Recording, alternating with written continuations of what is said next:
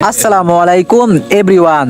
Mafia গাল গল্পের চতুর্থ পাঠ। তো চলো বেশি কথা না কইয়া গল্প শুরু করা যাক। তার মানে কি আমার ধারণাই ঠিক?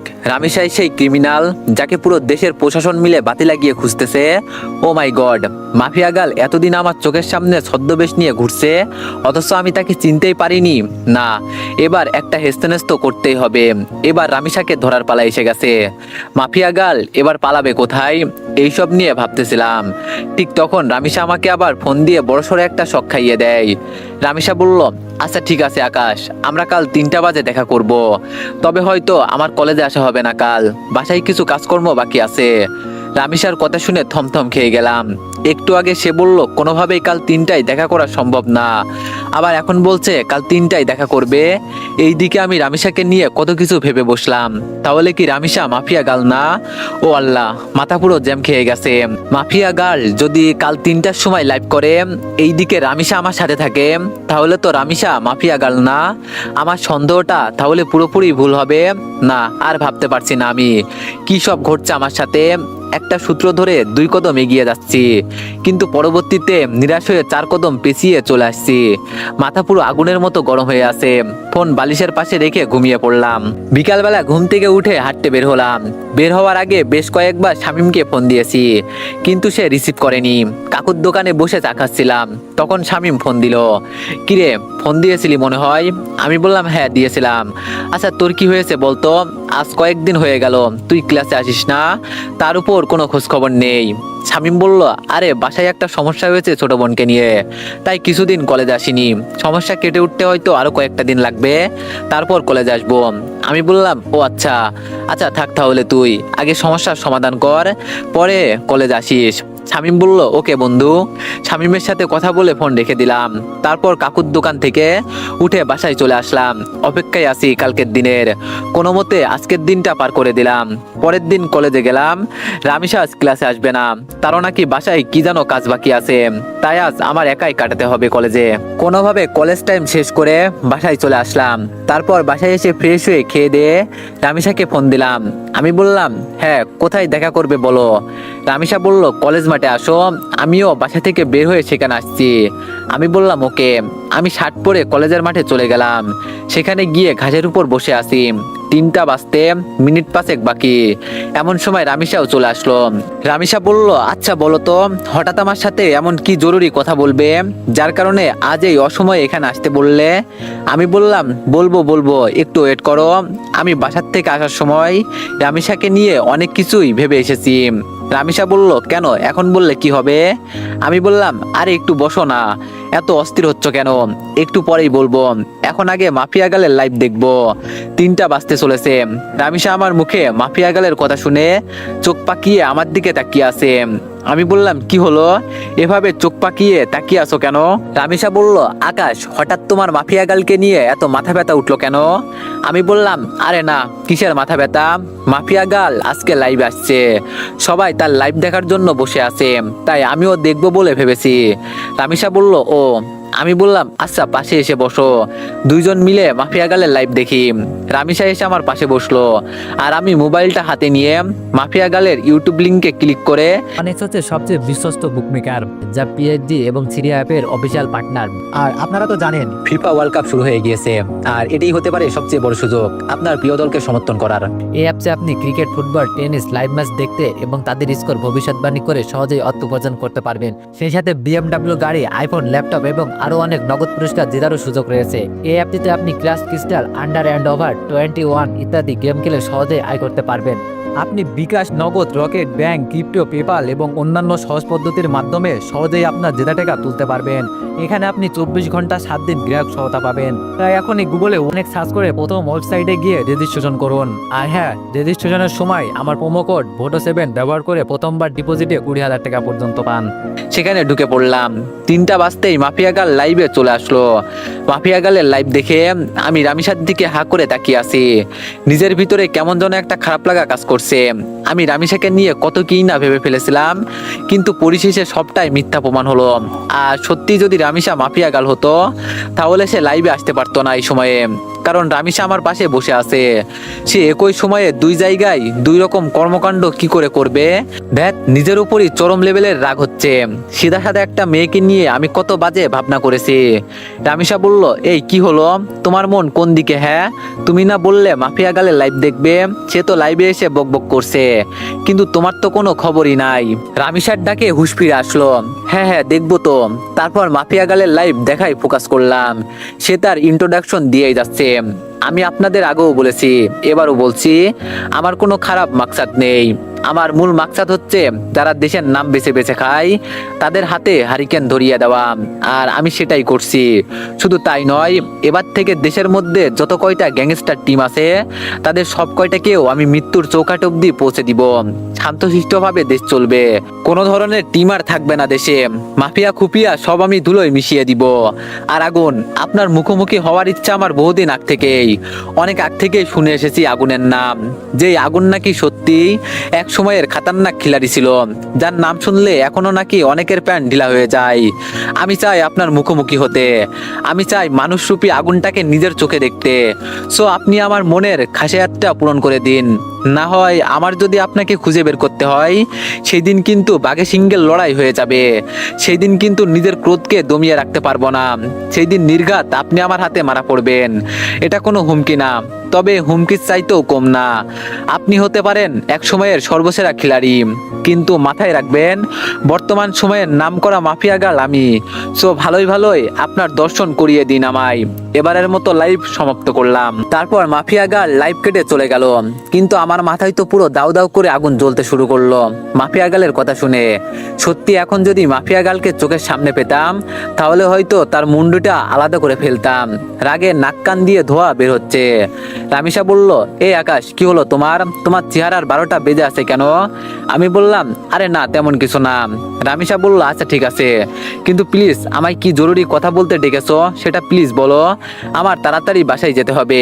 রামিসার কথা শুনে বিপাকে পড়ে গেলাম। আল্লাহ, এখন রামিসাকে কি বলবো আমি? কারণ তাকে তো পরীক্ষা করার জন্য ডেকেছিলাম, কিন্তু সে তো পরীক্ষায় পাশ করছে, আর আমার ধারণা মিথ্যা প্রমাণ হয়েছে। রামিসা বলল, কি হলো, কথা বলছো না যে? আমি বললাম, আসলে রামিসা তোমায় ডেকেছিলাম কেন জানি বলে মাথা চুলকাতে শুরু করলাম। রামিসা বলল, হ্যাঁ কেন বলো? আমি বললাম, আসলে রামিসা আমি তোমায় অনেক অনেক ভালোবাসি। তোমায় ছাড়া আমার থাকতে কষ্ট হয়। প্লিজ তুমি আমায় একসেপ্ট করে নাও। আমার আর থাকতে ইচ্ছা করে না একা একা। গট গট করে বানিয়ে বানিয়ে অনেকখানা কথা বলে দিলাম। বানিয়ে বানিয়ে বলতে কথাগুলো সত্য, কারণ আসার সময় ভেবে এসেছিলাম যে রামিসা যদি মাফিয়া গাল না হয় তাহলে তার হাতে আমি শক্ত করে সারা জীবনের জন্য ধরে বসবো। রামিসা বলল, আকাশ, এটা বলতে তুমি আমায় এখানে ডেকেছো? আমি বললাম, হ্যাঁ। রামিসা বলল, আমি না তোমায় বললাম যে আমার সময় চাই, আমার মন সারা দিলে আমি তোমায় বলবো। আমি বললাম, প্লিজ রামিসা এখন রাজি হয়ে যাও, সময় টময় নিও না। আর তুমি বোঝো না কেন আমার খুব কষ্ট হয় তোমাকে ছাড়া, আমার তোমাকে চাই, প্লিজ রাজি হয়ে যাও না, প্লিজ প্লিজ প্লিজ। রামিসা বলল, আচ্ছা আচ্ছা থামো, যাও রাজি হব, কিন্তু তার আগে তোমাকে আমায় একটা কথা দিতে হবে। আমি বললাম, কি কথা?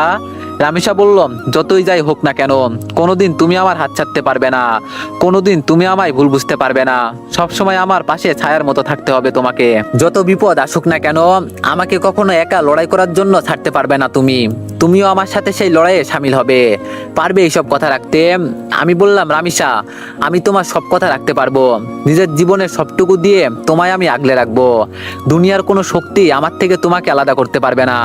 আমি আমার সবটা দিয়ে তোমায় রক্ষা করব, কোনো বিপদ আসলে তোমাকেও লাগবে না, তার মোকাবেলা আমি আকাশ একাই করব, কথা দিলাম তোমায়। রামিসা বলল, এমন একটা মানুষই তো চেয়েছিলাম আমি জীবনে, প্লিজ তুমি আমায় কখনো ছেড়ে যেও না। আমি বললাম, না কলিজা, ছেড়ে যাব না বলে রামিসাকে নিজের বুকে টেনে নিলাম। রামিসা বলল, আরেকটা কথা, প্লিজ আকাশ, তুমি আমার জীবনের সমস্ত অন্ধকার দূর করে দিয়ে আলোয় ভরিয়ে দিও। আমি বললাম, হ্যাঁ কলিজা, সব অন্ধকার দূর করে দিয়ে তোমার জীবন আলোয় ভরিয়ে দিব আমি। রামিসা আর কোনো কথা বলল না, সে চুপচাপ আমার বুকে পড়ে আছে। অনেকটা সময় দুইজন এভাবে ঘাসের উপর বসেছিলাম, তারপর সেখান থেকে উঠে এলাম। রামিসা বলল, আকাশ আমার তাড়াতাড়ি বাসায় যেতে হবে। আমি বললাম, আচ্ছা চলো তোমায় ছেড়ে দিয়ে আসি। রামিসা বলল, না তা লাগবে না, তুমি বাসায় চলে যাও, আমি একা একা যেতে পারবো। আমি বললাম, আচ্ছা ঠিক আছে। তারপর রামিসাকে গাড়িতে তুলে দিয়ে আমি বাসায় চলে আসলাম। খুব খুশি লাগছে আজকে। বাসায় এসে হাত মুখ ধুয়ে কিছু খেয়ে নিলাম, তারপর ফোনটা হাতে নিয়ে শুয়ে শুয়ে ফেসবুকিং করছি। তখনই লক্ষ্য করলাম কেউ একজন আবার আমার ফেসবুক আইডি হ্যাক করার চেষ্টা করছে। আমি শিওর যে এটা মাফিয়া গালের কাজ। মেজাজটা আবারও বিগড়ে গেল। এই মাফিয়া গালকে পেলে যে আমি কি করব তা আল্লাহই ভালো জানে, কিন্তু দুঃখের বিষয় তাকে তো আমি ধরতেই পারছি না। তখনই একটা বুদ্ধি মাথায় আসলো, সাথে সাথে ফেসবুক আইডি থেকে সমস্ত সিকিউরিটি হাটিয়ে ফেললাম। এবার আমি মন থেকেই চাইছি যে মাফিয়া গাল আবার আমার আইডি হ্যাক করুক, কারণ গতবার যখন মাফিয়া গাল আমার আইডি হ্যাক করে তখন তার থেকে আমি আইডি উদ্ধার করার সময় একটা জিনিস লক্ষ্য করেছিলাম যে লগ ইন অ্যান্ড সিকিউরিটিতে ব্রাউজারের লোকেশন এক একবার এক এক জায়গা দেখাচ্ছিল। কতক্ষণ ফিনল্যান্ড, কতক্ষণ সুইজারল্যান্ড, কতক্ষণ ফিলিস্তিন, মোট কথা সেকেন্ডে 2বার তার লোকেশন পরিবর্তন হচ্ছিল। কিন্তু তখন আমি একটা বোকামো করেছিলাম, আমি চাইলে তখনই তার লোকেশন বের করতে পারতাম, কারণ যেই ভিপিএন দিয়ে সে তার লোকেশন পরিবর্তন করছে সেটা এক সময়ে গিয়ে তার অরিজিনাল লোকেশন দেখায়। আর সে যেহেতু বাংলাদেশের, সেখানে একবার হলেও বাংলাদেশের লোকেশন দেখাবে। হ্যাঁ, এবার এই সুযোগটাই কাজে লাগাবো। সে আমার আইডি হ্যাক করে যখনই আইডিতে প্রবেশ করবে তখনই তার লোকেশন আমি বের করে ফেলবো। তাই আইডির সিকিউরিটি একটু কমিয়ে দিলাম, কিন্তু এতটাও কমাইনি যে সে পুরোপুরি আমার অ্যাকাউন্ট তার আয়ত্তে করে নিবে। সিকিউরিটি কমিয়ে মাফিয়া গালের জন্য অপেক্ষা করতে লাগলাম, কিন্তু সে এবার আমার আইডি হ্যাক করলো না। রাত 12টা পর্যন্ত অপেক্ষা করলাম, কিন্তু সে আমার আইডির দিকে ফিরেও তাকায়নি। কিন্তু আমি শিওর যে সে রাতে আমার আইডি হ্যাক করার ট্রাই করবে। ওকে বাসাধন, তুমি রাতে ট্রাই করিও, আমি সকালবেলা এসে খেলা দেখাবো। এখন ঘুমাতে চললাম, তারপর মোবাইল বালিশের পাশে রেখে ঘুমিয়ে পড়লাম। সকালবেলা ঘুম থেকে উঠে মোবাইল হাতে নিয়ে দেখি মাফিয়া গাল আমার আইডি হ্যাক করে নিয়েছে। এবার পালাবি কোথায় মাফিয়া গাল, এবার খেলা দেখাবো তোকে। অনেক কষ্টের বিনিময়ে মাছ জালে আটকা পড়েছে, এবার আর ছাড়াছাড়ি নাই। ছাই দিয়ে হলেও তোরে ধরবো এবার আমি। পাগলের সাথে পাগলামি না করলে তার চাল বোঝা যায় না। আর আমিও সেটা করেছি। এজন্যই বাবা তোমার জন্য স্পেশালি একটা গান বানিয়েছি, যে বাবা তোমার দরবারে সব পাগলের খেলা। তাড়াতাড়ি করে লোকেশন চেক করলাম, যেমনটা ভেবেছিলাম ঠিক তেমনটাই হয়েছে। লোকেশন প্রতি সেকেন্ডে 2বার করে কান্ট্রি পরিবর্তন করছে। চোখ পাকিয়ে তাকিয়ে আছি লোকেশনের দিকে। একটা সময় গিয়ে বাংলাদেশের অ্যাকচুয়ালি লোকেশন দেখালো। লোকেশন দেখে তো আমার মাথায় পুরো বাজ পড়ছে মতো অবস্থা। লোকেশন রামেশার এরিয়ার দেখাচ্ছে, তার মানে রামেশাই সেই ক্রিমিনাল। সরি, রামেশা নাই সীতা। কিন্তু আমার একটা জিনিসই মাথায় কাজ করছে না, যে সে তার সমস্ত আইডেন্টি কেন হাইড করেছে আর কেনই বা এই পথে নেমেছে সে। না, আমি আর ভাবতে পারছি না রামেশা কি করে এত বড় মাপের খেলা খেললো। আমার তো মাথায় কিছু খেলছে না। আর ওই এলাকাতে তো এমন কেউ নাই যাকে আমার সন্দেহ হয়। যাকে সন্দেহ হয় সে একমাত্র রামেশা। এবার আমার পুরোপুরি সন্দেহ দূর হয়ে গেল। 99% শিওর হয়ে গেলাম রামেশাই সেই মাফিয়া গাল। এবার খালি রামেশার মুখ থেকে শোনা বাকি। আজ হয়তো কলেজে যাওয়া হবে না, সেখানে গিয়ে তল্লাশি চালালাম। ঠিক তখনই রামেশা আমায় কল দিল। রামেশা বলল, আকাশ কোথায় তুমি, আজ কি কলেজে আসবে না? আমি বললাম হয়তো আসবো না, কারণ বিশেষ একটা কাজে এসেছি একটা জায়গায়। রামেশা বলল, কিসের বিশেষ কাজ আকাশ? আমি বললাম মাফিয়া গালকে ধরে ফেলেছি আমি। রামেশা বলল, কি আকাশ, কি সব বলছো তুমি উল্টাপাল্টা? হ্যাঁ, তোমার কি মাথা ঠিক আছে? আমি বললাম, হ্যাঁ আমার মাথা ঠিক আছে। মাফিয়া গালকে দেখার অনেক দিনের ইচ্ছা আমার, আমি তাকে ধরতে সক্ষম হয়েছি। রামেশা বলল, আকাশ আমি তোমায় বারণ করেছি, তুমি কোনো মাফিয়া টাফিয়া গালের পিছনে ছুটবে না। সে অনেক খাতারনাক, সে কোনো সময় তোমার ক্ষতি করে দিবে। আমি বললাম, রামেশা বাবুনি, আমায় নিয়ে তুমি ভয় পেও না, আমিও এতটা কাঁচা খেলোয়াড় না। রামেশা বলল, আকাশ আমি তোমায় বারণ করেছি, তো ওইসব কিছুই তুমি করতে যাবে না। আর তুমি এখন যেখানেই আসো সেখান থেকে সোজা কলেজে আসবে। আমি বললাম ওকে ঠিক আছে। তারপর ফোন রেখে দিয়ে রামেশার এলাকা থেকে কলেজে চলে গেলাম। যদিও কলেজে যাচ্ছি কিন্তু ক্লাস আর করা হবে না, কারণ কলেজ করার প্রিপারেশন নিয়ে ঘর থেকে বের হইনি আমি। তাই আজ ক্লাস করব না, কলেজে গিয়ে রামেশের সাথে কথা বলেই চলে আসব। কলেজের সামনে পৌঁছে গিয়েছি প্রায়, ভিতরটা ধুকপুক ধুকপুক করছে। আমি কি সরাসরি রামেশাকে জিজ্ঞেস করব নাকি চুপচাপ হয়ে থাকবো সেটা নিয়ে দ্বিধাদ্বন্দ্বে আছি। কারণ জিজ্ঞেস করলে যদি সে স্বীকার না করে, কিন্তু আমার তো তার মুখ থেকে সমস্ত সত্যি জানা চাই। অনেকটা সময় ভেবে একটা সিদ্ধান্ত নিলাম, না কিছুই জিজ্ঞেস করব না। মোটামুটি যখন শিওর আমি, তখন আরেকটু সময় অপেক্ষা করি, তারপর মাছ নিজের বড়শিতে এসে ধরা দিবে। কলেজে চলে এসেছি, রিক্সা থেকে নেমে ভাড়া পে করে ভিতরে চলে গেলাম। ক্লাস শুরু হয়ে গিয়েছে, কিন্তু রামেশা এখনো ক্লাসে যায়নি। সে গেটের সামনে দাঁড়িয়ে আছে আমার জন্য। রামেশা বলল, আসতে এত সময় লাগে তোমার? হ্যাঁ। আমি বললাম, আরে রিক্সা পেতে একটু দেরি হয়ে গিয়েছিল। রামেশা বলল, হয়েছে, এবার চলো। আমি বললাম কোথায় যাব, আর তুমি ক্লাসে যাওনি কেন? রামিসা বলল আজ ক্লাস করব না, তোমার সাথে বসে বসে আড্ডা দিব। আমি বললাম আচ্ছা চলো। দুজনে গিয়ে কলেজের পাশে একটা ফাঁকা জায়গা আছে, সেখানে গিয়ে বসলাম। রামিসা আমার কাঁধে মাথা রেখে হেলান দিয়ে বসে আছে। রামিসা বলল আকাশ প্লিজ তুমি মাফিয়া গালের খোঁজ করা ছেড়ে দাও, আমি শুনেছি সে অনেক খাতারনাক, সে যদি তোমার ক্ষতি করে দেয়, প্লিজ তুমি মাফিয়া গালের খোঁজ করা ছেড়ে দাও। আর তাছাড়া সে তো দেশের ভালোর জন্যই সব করছে বলো। রামিসার কথা শুনে হাসবো না কাঁদবো সেটাই বুঝে উঠতে পারছি না। তবে রামিসার কথা শুনে আমি সিওরিটি পেয়ে গেলাম যে মাফিয়া গাল কে। কারণ যেই মেয়ে মাফিয়া গালের টপিক বাদ দিতে চাইতো সব সময়, সে আজ খুঁটে খুঁটে মাফিয়া গালের প্রসঙ্গ উঠাচ্ছে। রামিসার সমস্যা কোথায় সেটা আমার বুঝতে বাকি নেই। আর তাছাড়া মাফিয়া গালকে তো আমি খুঁজে বের করেই ফেলেছি, সে এখন আমার কাঁধে মাথা রেখে শুয়ে আছে। রামিসা হয়তো ভাবছে মাফিয়া গালকে, সেটা জানতে এখনো আমার বাকি আছে। আমি যে মাফিয়া গালকে ধরে ফেলেছি সেটা সে এখনো বুঝতে পারিনি। সে ভেবেছে ফেক আইডি ধরেছি আমি, না হয়তো তাকেই ধরতাম। আর আমি তখন ইচ্ছে করেই ফোন করে মাফিয়া গালের কথা তুলেছি, যাতে করে রামিসা রিয়াকশন করে। আর রামিসা তাই করেছে। রামিসা বলল এ আকাশ কি ভাবছো? হ্যাঁ আমি তোমায় এতটা সময় কি বললাম? আমি বললাম হ্যাঁ শুনেছি তো। রামিসা বলল প্লিজ তুমি মাফিয়া গালের খোঁজ করা ছেড়ে দাও, তাকে খোঁজ করতে গেলে তুমিও মারা পড়বে, সে একটা খাতারনাক ব্র্যান্ড। আমি হাসতে হাসতে বললাম রামিসা তুমি টেনশন নিও না, আমি মাফিয়া গালের আর খোঁজ করব না। মনে মনে বললাম খোঁজ তো পেয়েই গেছি, আর হাসির রহস্য কি সেটা তো আমি পেয়েই গেছি। রামিসা বলল এই তো আমার বাবুনি উম্মা তোমাকে। আচ্ছা একটা কথা, তখন যে তুমি আমাকে বললে যে তুমি মাফিয়া গালকে ধরে ফেলেছো, তুমি কি সত্যি ধরেছো তাকে? আমি বললাম আরে রামিসা তুমি কি পাগল? হ্যাঁ মাফিয়া গালের মতো খাতারনাক খিলাড়ি আমি কি করে ধরবো? যেখানে তাকে সারা দেশের প্রশাসন মিলে ধরতে পারিনি, সেখানে তাকে আমি ধরবো? হ্যাঁ আমি তো মজা করেছি। রামিসা বলল আকাশ তুমি না অনেক দুষ্ট হয়ে গেছো। আমি বললাম সে তো আজ নতুন না, আগ থেকেই দুষ্ট আমি। আমার কথা শুনে রামিসা ফিক করে হেসে দিল। রামিসার চেহারার 12টা বেজেছিল এতটা সময়, কিন্তু এখন হুট করে আমার কথা শুনে তার চেহারায় হাসির রেখা ফুটে উঠেছে।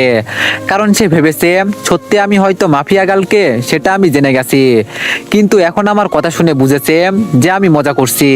তবে সত্যিটা কিন্তু ভিন্ন, মাফিয়া গালের তালাশ আমি পেয়ে গেছি। রামিসা বলল দেখো আবারও চুপ হয়ে গেছে ছেলেটা, এই তোমার কি হয় হ্যাঁ মাঝে মাঝে? আমি বললাম আরে না তেমন কিছু না। রামিসা বলল তেমন কিছু না হলেই ভালো। আচ্ছা আকাশ একটা কথা বলো তো, আমাদের ফিউচার নিয়ে কিছু কি ভেবেছো তুমি? আমি বললাম হ্যাঁ অনেক কিছু ভেবেছি আমি, পড়ালেখা শেষ হলেই আমরা বিয়ে করে নিব। রামিসা বলল আই লাভ ইউ আকাশ। আমি বললাম I love you too Ishita. Ramisa বলল এই এই কি বললা তুমি? আমি বললাম না না কিছু না। ঈশিতার নামটা শুনেই রামিসা চমকে উঠলো। সরি রামিসা, আসলে ভুল করে অন্য নাম বের হয়ে গিয়েছে মুখ থেকে। রামিসা বলল ও আচ্ছা, আচ্ছা চলো এবার উঠি আমরা, অনেকটা সময় তো বসলাম। আমি বললাম হ্যাঁ চলো। তারপর সেখান থেকে উঠে দুজন দুজনের বাসায় চলে আসলাম। কিন্তু একটা জিনিস আমার এখনো চোখে বাড়ি খাচ্ছে, যখনই ঈশিতা নামটা বলেছি তখনই রামিসার চোখ কপালে উঠে গিয়েছিল। আর তার পরক্ষণেই সে চলে যাওয়ার জন্য পাড়াপাড়ি শুরু করে দেয়। রামিসার হতাশাগ্রস্ত চেহারায় কিন্তু আমাকে পুরোপুরি ক্লিয়ার করে দেয় তার ভয়ঙ্কর ডাকনেস সম্পর্কে।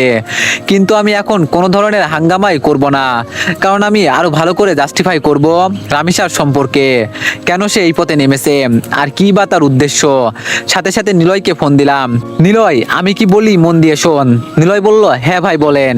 আমি বললাম শোন আমি মাফিয়া গালকে ধরে ফেলেছি। নিলয় বলল কি ভাই আপনি সত্যি ধরে ফেলেছেন? আমি বললাম হ্যাঁ আমি মাফিয়া গালকে ধরে ফেলেছি, তাই তোকে ফোন দিয়েছি। শোন তোকে একটা কাজ করতে হবে এখন। নিলয় বলল কি কাজ ভাই?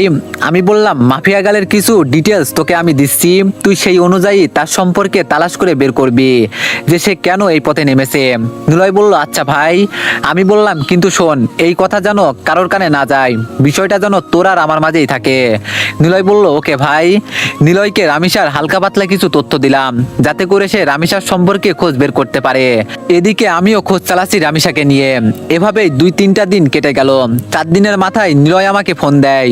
নিলয় বলল ভাই ভয়ঙ্কর কিছু তথ্য হাতে লেগেছে। আমি বললাম কি তথ্য? নিলয় বলল ভাই মাফিয়া গালের একটা ছোট ভাই ছিল, যার নাম ছিল রাফসান, আপনি কি তাকে চেনেন বা জানেন? আমি বললাম তখনই ঈশিতার ছোট ভাইয়ের কথা মনে পড়লো, যার নামও ছিল রাফসান। কলেজ লাইফে যখন ঈশিতার সাথে চলাফেরা ছিল তখন সে রাফসানকেও মাঝে মাঝে কলেজে নিয়ে আসতো ঘোরার জন্য। আমার জন্মদিনে যখন রামিসাকে ইনভাইট করি তখন রামিসা তার ছোট ভাই রাফসানকে সাথে করে নিয়ে নিয়ে এসেছিল। তাকে আমি বেশ ভালো করেই চিনি। হ্যাঁ নিলয় চিনি, কিন্তু কেন বলতো? নিলয় বলল, ভাই রাফসান নাকি এই শহরের কোনো এক কলেজে পড়াশোনা করত। একদিন সে কলেজ শেষ করে বাড়ি ফেরার সময় তার বাসার নিচে কয়েকটা ছেলেকে মাদক কেনাবেচা করতে দেখে। তখন সে পুলিশকে খবর দিয়ে তাদেরকে ধরিয়ে দেয়। ছেলেগুলো নাকি রাফিদের ছেলেপিলে ছিল, তাই রাফিদের জেদ উঠে যায় রাফসানের উপর। তাই সে থানার ওসিকে টাকা খাইয়ে উল্টো মাদক দ্রব্য দিয়ে রাফসানকে ধরিয়ে দেয়। শুধু তাই নয়, রাফসানকে পুরো গুম করে ফেলার জন্য কন্টাক্ট হয় ওসির সাথে। ওসি তাই করে, সে রাফসানকে জঙ্গলে নিয়ে গিয়ে ক্রস ফায়ার করে মেরে ফেলে। আর মাফিয়া গাল যেই ওসিকে মারে বিভৎসভাবে, ওই ওসি সেই ওসি যে রাফসানকে মেরেছিল। মাফিয়া গাল হয়তো তার ভাইয়ের প্রতিশোধ নেওয়ার জন্য এমন পন্থা অবলম্বন করেছে। নিলয়ের কথা শুনে বুকের ভিতরে দাউ দাউ করে আগুন জ্বলতে শুরু করলো। তাহলে তো মাফিয়া গাল যা করেছে সবটাই ঠিক করেছে। আচ্ছা ঠিক আছে নিলয়, এবার ফোন রাখলাম। ফোন রেখে দিয়ে চুপচাপ বসে আছি, মাথার রাগ পুরো চটে গেছে নিলয়ের কথাগুলো শুনে। না, আজকের পর রামিসাকে আমি আড়াল থেকে পুরোপুরি সাপোর্ট করব, কারণ যার ভাই মরেছে সেই কষ্ট তারই হয়েছে, কেউ তার কষ্টের ভাগ নেয়নি। তাই তো সে এমন ভয়ঙ্কর রূপ ধারণ করেছে। রামিসা, তুমি যা করেছো একদম ঠিকই করেছো। আজকের পর আমি আকাশ বেঁচে থাকতে দেখবো তোমার গায়ে কে হাত দেয়। সব কয়টার হাত আমি শরীর থেকে আলাদা করে ফেলবো। গা পুরো শিরশির করে কাঁপছে। না, গিয়ে গোসল করে আসি। তাড়াতাড়ি ওয়াশরুমে ঢুকে পড়লাম। অনেকটা সময় পর গোসলখানা থেকে বের হলাম। মাথায় ইচ্ছে মতো পানি ঢেলেছি, কারণ রক্ত চটে গিয়েছিল মাথায়। তাই নিজেকে শান্ত করেছি। ফ্রেশ হয়ে এসে খেয়ে নিলাম। খেয়ে দিয়ে টিভিটা চালিয়ে দিলাম। শুয়ে শুয়ে টিভি দেখছি, তখনই একটা নিউজ চোখের সামনে ভেসে উঠলো। ডিবি পুলিশের প্রধান যিনি, সে মাফিয়া গাল সম্পর্কে বক্তব্য দিচ্ছে। মাফিয়া গালের কোডিং দিয়ে আমরা তার তথ্য বের করে নিয়েছি। আগামী 24 ঘন্টার মধ্যে আমরা তাকে ধরে এনে হাজতে ভরবো। তো এভরিওয়ান, নেক্সট পার্টের জন্য সবাই একটু বেশি বেশি লাইক আর একটা করে কমেন্ট করে দিয়েন। ধন্যবাদ।